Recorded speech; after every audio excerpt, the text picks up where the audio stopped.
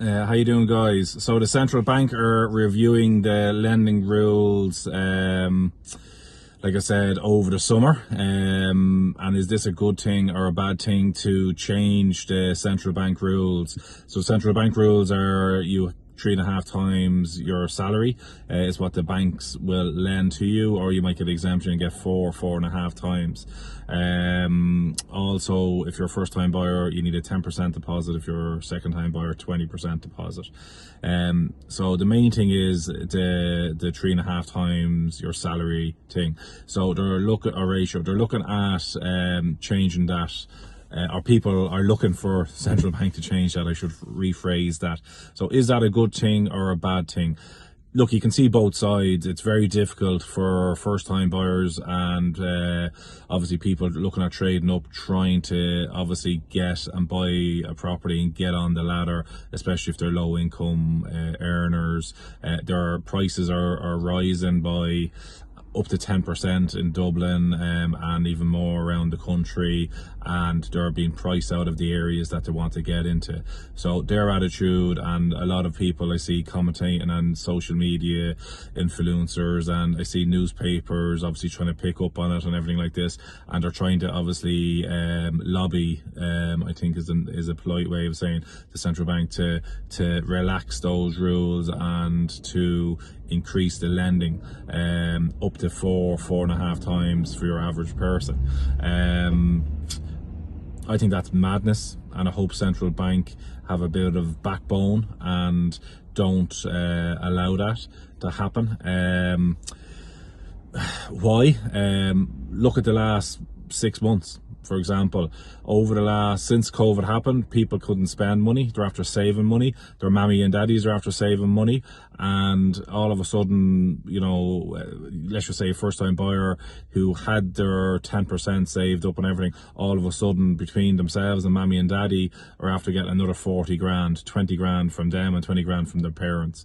And what's after happening? The house that they could have bought at Christmas time last year, November last year, they're paying 40 grand more for it now this year. The exact same house, 40 grand. Why? Because they have more money. They're throwing money at houses.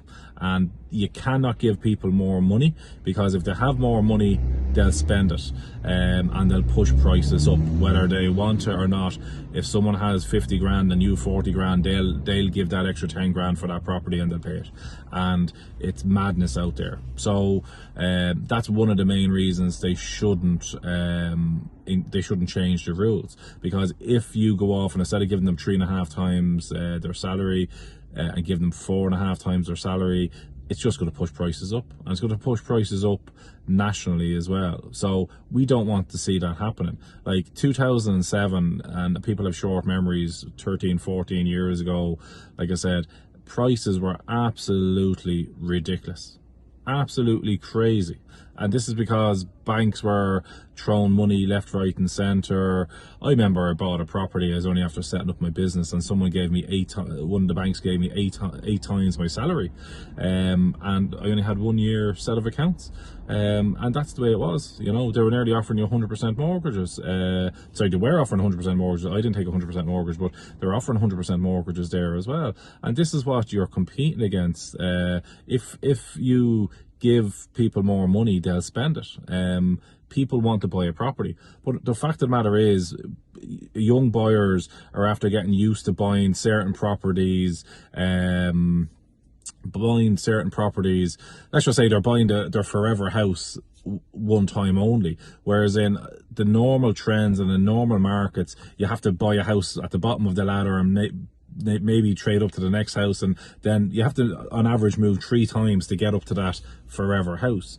So you're buying your first house and it might be an apartment, or it might be a house down in for example, you're in Dublin, you're buying in the surrounding counties in Meath or Louth or Kildare or Wicklow, and then what happens is you make a bit of equity, or you get a promotion in work, and then all of a sudden you move back to closer to the area. It's probably a smaller house in the area, and then maybe another 5 or 7 years on again you buy another house. And that's what in normal markets has been happening for the last last 50 years, 60 years in Ireland, in the UK, and in all the surrounding countries, and that's a typical market. But obviously over the last 10 years since we came out of the recession, realistically when prices started to increase around 2013, 2014, people all of a sudden, when banks started lending again, could buy that big house in the big part of Dublin, in a super part of Dublin, and buy that 4-bed house for a very affordable price. Now all of a sudden the demand has come back, prices have gone up, and people can't afford to buy them.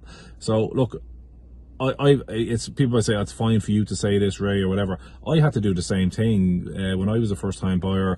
I had the choice of buying a 1-bed apartment in Dublin or buying a 4-bed house in Kilcullen, in just outside of Naas. I picked a house in Kilcullen. Now I didn't like it down there personally. I was young. I was only after setting up the business, and all my friends were in Dublin. But I again lasted down there for a couple of years. I made my equity, and it's moved me on. I was able to set up the business first of all from it, and then I was able to obviously buy the next property from it then as well. So I've had this experience